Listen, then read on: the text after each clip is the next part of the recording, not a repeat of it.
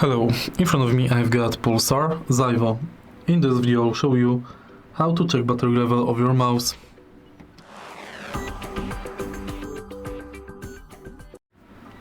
In the beginning, you can go to PulsarGG website and connect your mouse. Battery level is located right here in the top right corner.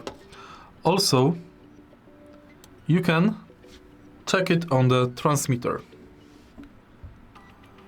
76% to 100 is green, 51 to 75 is yellow, 31 to 50 is orange, and 1 to 30% is red.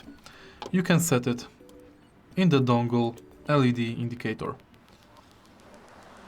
If you find this video helpful, please leave like, comment and subscribe.